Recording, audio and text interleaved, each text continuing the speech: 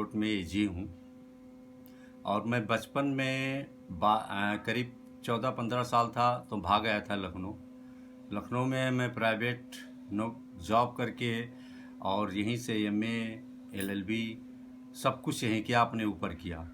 तो मैं यहाँ पे भूखों भी रहा हूँ और मैं यहाँ पे अब बहुत अच्छी तरीके से भी रह रहा हूँ, तो मुझे सुख दुख का पूरा अनुभव है। ये 26 मार्च की घटना है, जब मैं कार से जा रहा था नारायण नगर की तरफ में, तो मैंने देखा लोग पैदल जा रहे थे।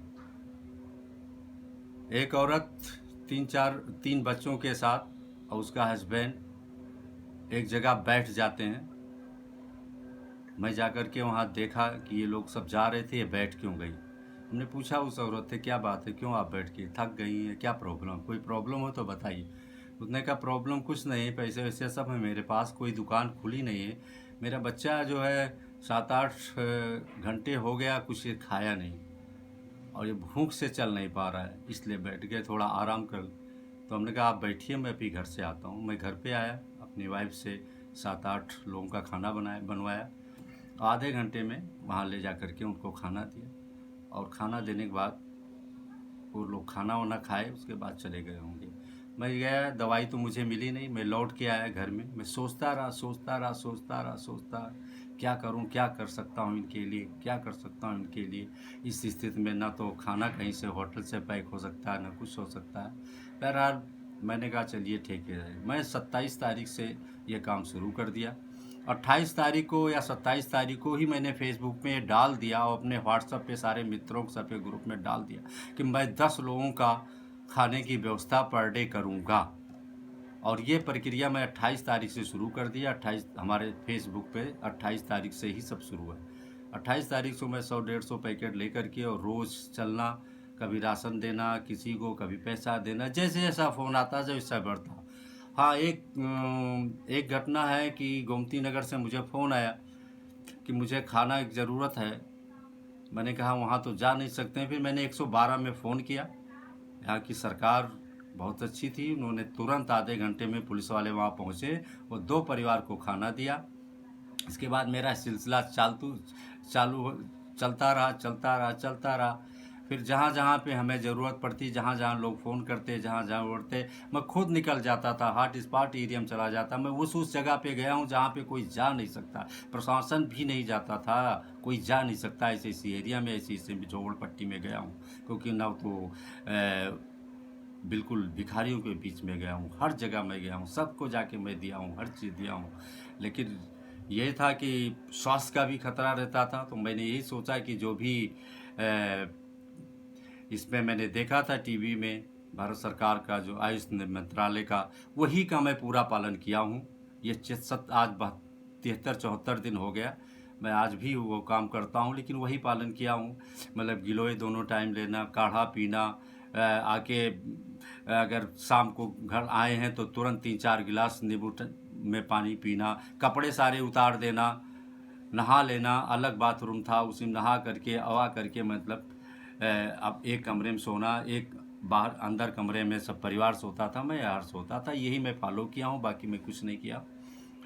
बहुत सी ऐसी चीज़ें हैं, बहुत सी ऐसी घटनाएं इस 72-74 दिन में बीती हैं जो मैं कह नहीं सकता हूँ। लेकिन मैं करता रहा, लोगों का सेवा करता रहा, जितना पहुँचाते थे उतना करता। मैं एक दिन, अभी जब लॉकडाउन ख़त्म हुआ तब मैंने सोचा कि तब ज़्यादा प्रॉब्लम आएगी। मैं एक दिन मैं जा रहा था, पीछे से मीडिया थी, हमें पता नहीं था। मैं रिक्शे वाले को, मार्क्स नहीं था, सवारी नहीं थी, पूछे क्या बात है भाई, क्यों नहीं आप लोगों को सवारी नहीं मिलती? उन्होंने कहा सवारी नहीं मिलती बाबूजी इस समय, एक तो रिक्शे किराया ही नहीं निकलना बड़ा मुश्किल हो जाता है। फिर मैंने उन लोगों को कुछ पैसे दिए। फिर 95 मार्क्स, जो अपने भाई की फैक्ट्री है लुधियाना में, 3-4 लाख रुपए का, 3,65,000 का मैं मंगवा लिया था, जितना कास्ट था उतना, उसको मार्क्स दिया। मार्क्स देने के बाद मुझे खुशी में देखता रहता हूँ कि क्या रियल होता है। 5 रिक्शे वालों को मार्क्स दिया था, 5 में से 3 को सवारी तुरंत मिल गई थी, जब उसके मुंह पे 95 मार्क्स का देखा तो यहाँ की पब्लिक कितनी हो। फिर हमको ऐसे बहुत चीज़ें थी। मीडियम के लोग बहुत परेशान थे, मीडियम के लोगों को कोई नहीं सुनने वाला था, उनको फ़ोन करते थे, उनको राशन पैकेट, मैंने एक 15 किलो का राशन पैकेट बनाया जिसमें सब चीज़ रखा, और जो जो आता था देते जाते, जो आता जाता अपना स्टॉक मंगा करके रख लिया था, बना के रख लिया था।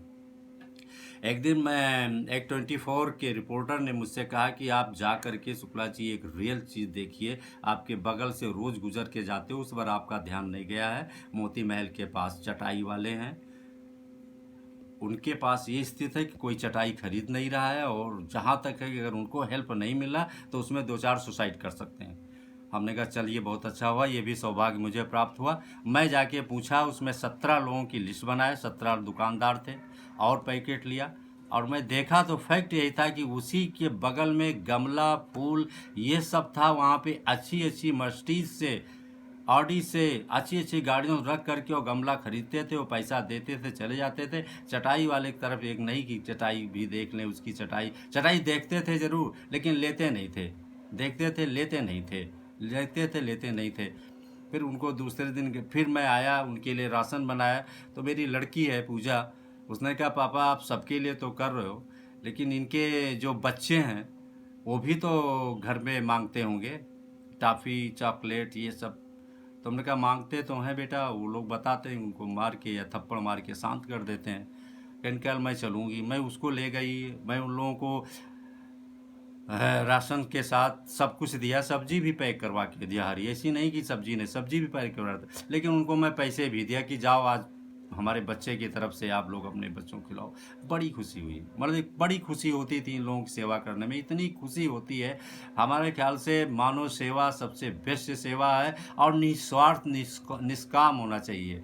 मुझे क्या लेना देना है, मुझे कुछ नहीं लेना, ना मुझे राजनीति करनी, ना मुझे चुनाव लड़ना है, ना मुझे हम इस अवस्था में है कि हमें और कुछ करना है। मैं एडवोकेट हूँ, हमारी अब वकालत भी अच्छी चल रही है, भगवान की कृपा से सब कुछ मिलता है, लेकिन सेवा करना बहुत अच्छी है।